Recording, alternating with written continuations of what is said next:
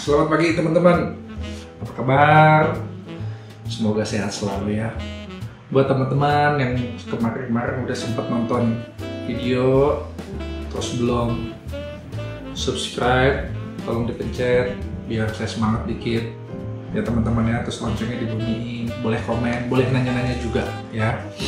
Kali ini sekarang kita ngobrol santai teman-teman ya, karena masih pagi nih ya. Minggu-minggu gini kan enaknya nggak usah terlalu pusing ya. Nah sekarang kita akan bicara soal sungsang teman-teman ya. Karena kemarin ada yang nanya sama saya soal sungsang. Dok, sungsang itu penyebabnya apa ya? Gitu kan. Terus tahu dari mana ya dok? Kita mesti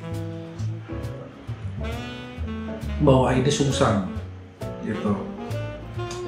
Jadi teman-teman, sebenarnya kalau misalnya teman-teman sedang hamil, sungsang ini nggak usah terlalu dipusingin teman-teman.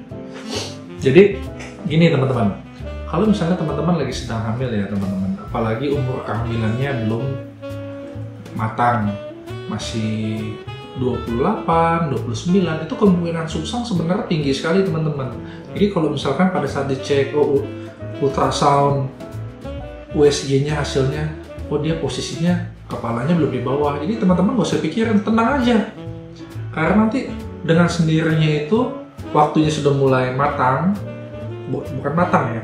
Jadi kalau sudah nanti waktunya sudah mulai turn, itu kepala akan ke bawah teman-teman. Ya memang ada faktor-faktor yang bisa membuat itu kepala tidak ke bawah. Dok, pokoknya asal bukan kepala itu sungsang gitu kan dok? Oh ya, memang gitu. Jadi sebenarnya teman-temannya saya mesti jelasin dikit. Kalau sungsang itu di kita akan bilang sebagai bridge ya teman-temannya. Itu ada 3 macam. 3 macamnya itu ini. Pokoknya nggak usah pusingin kakinya kemana, tangannya kemana. Pokoknya semua pantatnya di bawah. Ya, dari situ. Dan itu juga, dok kalau misalkan posisinya melintang gimana ya, termasuk sungsang nggak? Jadi kita bilangnya memang bukan bridge, tapi adalah transverse lie ya. Jadi posisinya melintang. Tapi orang awam kan tahunya yang penting sungsang, itu bukan kepala gitu kan? Nggak apa-apa. Ini jelas sebagai tambahan ya teman-teman. Terus yang selanjutnya, kita tahu dari mana kalau misalkan hamil ini ternyata kita sungsang, ya kan? Biasa kita melakukan pemeriksaan fisik ya. Di situ dia kalau itu ada yang namanya Leopold. Caranya gampang, kita tinggal megang bawah. Yang dirasakan apa? Bulat, keras, melenting. Ya pokoknya kayak kepala deh. Jadi itu logika nomor 1. Nomor 2, USG teman-teman. Jadi dari hasil USG, oh ini melintang nih, gitu kan? Kelihatan. Yang ketiga adalah perasaan nendang-nendangnya ada di atas, karena palanya kan di bawah, perasaan nendang-nendang di atas, gitu, ya kan? Jadi sebenarnya teman-teman, kenapa teman-teman mesti tahu ya, kenapa sebenarnya sungsang itu bisa terjadi? Sebelum kita ngomong bicara sungsang itu bisa terjadi kan sebenarnya gini teman-teman, kenapa itu bisa jadi normalnya dulu? Kenapa itu bisa jadi kepala di bawah, begitu kan? Jadi janin itu teman-teman, sejak pertumbuhan dari mulai minggu ke-20 dari awal sampai dia membesar, karena dia masih kecil, misalkan 25, 26 atau sampai 30 minggu itu mereka masih berenang teman-teman. Tetapi semakin janin semakin membesar, yang makin besar kan badan dan kaki, ya kan, itu membutuhkan ruang yang lebih besar. Sedangkan yang kepala itu ya segitu-segitu aja teman-teman. Biasanya akan kalau sudah goyang-goyang lalu fix di bawah, itu nggak kemana-mana karena bagian yang paling besar mengisi rongga yang terbesar. Logikanya kan seperti itu, seperti badan, tangan, kaki itu kan mengisi rongga yang terbesar. Nah, hal seperti ini kapan bisa sungsang dok? Faktor resikonya ini yang pertama teman-teman, itu yang pertama adalah kembar. Kalau hamil kembar tentu kita tahu teman-teman, kadang-kadang ada kepalanya di atas, ada di bawah karena mereka berebutan tempat begitu. Jadi ada satu yang gede, ada satu yang kecil, atau sama-sama besarnya, sama-sama kuatnya, rebutan gitu ya. Presentasi untuk terjadi sungsang akan lebih tinggi. Kedua teman-teman, ada namanya kepala bayi yang membesar bila ada infeksi. Teman-teman suka dengar kan apabila wah kepala bayinya gede nih dok,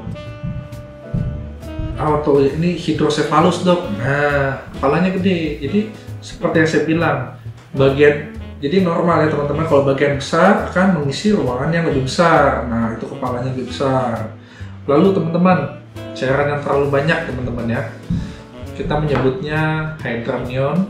Di sini karena cairan yang terlalu banyak, jadi bayi itu susah untuk fix teman-teman. Ya, taruh di bawah. Biasanya kita harus cari penyebab-penyebab lainnya kenapa ini cairannya sangat banyak. Ya, biasanya ada hubungannya dengan kelainan kongenital.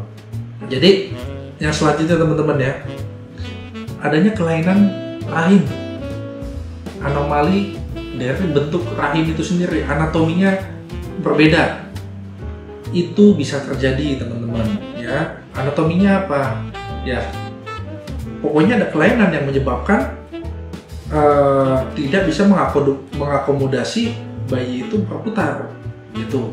Lalu selanjutnya teman-teman, ini sebenarnya banyak juga nih, letak plasenta. Jadi teman-teman suka sering dengar plasentanya di bawah nih, wah doknya plasenta hanya nutupin jalan lahir gitu kan. Oh, jadi plasenta di bawah, itu adalah suatu hal yang logika. Pada saat dengan plasenta di bawah ini, plasenta previa, jadi teman-teman dengan logika yang tadi saya sudah kasih tahu, sudah tahu kenapa pala nggak bisa di bawah, atau ini letaknya sungsang atau nyamping, letaknya lintang ya teman-teman ya. Jadi tanpa sadar kita kan tahu, oh jadi ya pantesan aja melintang, plasentanya di bawah gitu kan. Mau ke bawah gimana caranya, pala mana bisa turun, plasentanya kan menutupi rongga ya. Kita bilang itu kepala mesti di bawah, tapi karena dihalangin nggak bisa ke bawah, mau gimana ya. Jadi di sini sebenarnya logika kita terjalan teman-teman. Jadi intinya bagian yang besar akan masuk ke rongga yang lebih besar, seperti itu. Selanjutnya ada pertanyaan, boleh pijit nggak? Ya, oke. Jadi teman-teman memang kalau di kota-kota saya lihat sudah jarang ya yang melakukan pijit begitu ya. Di daerah-daerah itu ya teman-teman masih banyak yang melakukan pijit. Jadi kalau misalkan teman-teman mau pijit gitu ya, entah ke dukun lah atau yang dituakan bisa memijit bisa jadi balik ya, itu sebenarnya saya rasa tidak boleh ya teman-teman ya. Sebenarnya itu sangat berbahaya. Kalau teman-teman mau lihat, kita namanya adalah external cephalic versi eksternal luar gitu kan ya. Jadi pelan-pelan bilang, tapi teman-teman itu pun dilakukan dengan banyak syaratnya ya. Nggak bisa sembarang langsung. Itu yang pertama dilakukan oleh orang yang berpengalaman seperti dokter kandungan teman-teman. Lalu juga banyak syarat-syarat lainnya, yang plasentanya tidak boleh di atas di bagian itu. Kalau hanya tradisional gitu, mana tahu di dalam itu ada plasentanya di mana, betul kan? Yang ketiga, cairannya cukup teman-teman. Bagaimana kita bisa muter kalau misalnya cairannya itu nggak cukup? Itu pun kita hanya tahu dari USG. Oh ini cairannya cukup. Nah yang keempat juga jangan salah teman-teman.